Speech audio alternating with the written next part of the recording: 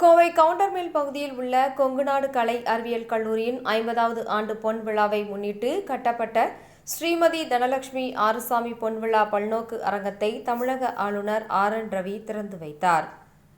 கோவை கவுண்டர்மில் பகுதியில் உள்ள கொங்குநாடு கலை அறிவியல் கல்லூரியின் 50வது ஆண்டு பொன் விழாவை முன்னிட்டு கல்லூரி வளாகத்தில் கட்டப்பட்டுள்ள ஸ்ரீமதி தனலட்சுமி ஆறுசாமி பொன்விழா பல்நோக்கு அரங்கத்தின் திறப்பு விழா நடைபெற்றது. கொங்குநாடு கலை அறிவியல் கல்லூரியின் செயலர் மற்றும் இயக்குநர் டாக்டர் சி.ஏ. வாசுகி தலைமையில் நடைபெற்ற விழாவில் கல்லூரி மேலாண்மை குழுவின் தலைவர் பொறியாளர் ஆர். சோமசுந்தரம் வரவேற்புரை ஆற்றினார். இவ்விழாவில் மேதகு தமிழக ஆளுநர் ஆர்.என். ரவி சிறப்பு விருந்தினராக பங்கேற்று புதிய அரங்கத்தை திறந்து வைத்து சிறப்புரை ஆற்றினார். அப்போது பேசிய அவர், உலகத்தரம் வாய்ந்த ஒரு கல்வி நிறுவனமாக கொங்குநாடு கலை அறிவியல் கல்லூரியை முனைவர் மா. ஆறுசாமி இளைய தலைமுறைக்காக உருவாக்கியுள்ளார் என்றும், கடந்த 50 ஆண்டுகளில் இந்த கல்லூரி தனக்கென ஒரு அடையாளத்தை ஏற்படுத்தியுள்ளது என்றும் குறிப்பிட்டார்.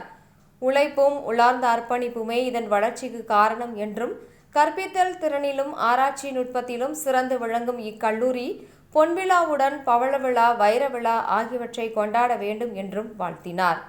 பெண்கள் முன்னேற்றத்திற்கு கல்வி ஒரு சிறந்த ஆயுதம் எனவும், இந்த கல்லூரியில் அதிக அளவில் மாணவிகள் இருப்பதை பார்ப்பது மகிழ்ச்சி அளிப்பதாக கூறினார். பாரத பிரதமர் மோடி தலைமையிலான மத்திய அரசு பெண்கள் முன்னேற்றத்திற்காக பல்வேறு சிறப்பு திட்டங்களை வகுத்துள்ளதாக தெரிவித்தார். ஒரு காலத்தில் நம் நாட்டை உலக நாடுகள் அவ்வளவாக போற்றவில்லை என்றும், ஆனால் இன்று நிலைமை மாறியுள்ளது. பாரதத்தின் கடவுள் சீட்டை இன்று உலகமே மதிக்கிறது என்றும் குறிப்பிட்டார். மிக விரைவில் பாரதம் உலகின் 3வது தலைசிறந்த பொருளாதார நாடாக மாற உள்ளது என்றும், நம் பண்பாட்டையும் பழமையும் திறமையும் பல நாடுகள் போற்றுகின்றன என்றும் கூறினார்.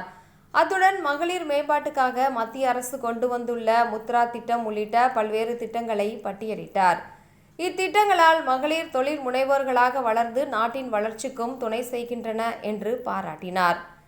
இளைய தலைமுறையான மாணவர்களின் கனவுகள் பெரிதாக இருக்க வேண்டும் என்றும், அந்த கனவுகளை நனவாக்க ஓயாத உழைப்பும் திட்டமிடுதலும் தேவை என்றும், புதிய பாரதத்தை உருவாக்குவதில் மாணவ மாணவியரின் பங்கு முக்கியமானது என்றும் வலியுறுத்தினார். விழாவின் நிறைவில் கல்லூரியின் பொருளாளர் மருத்துவர் ஓ.என். பரமசிவன் நன்றி உரை வழங்கினார்.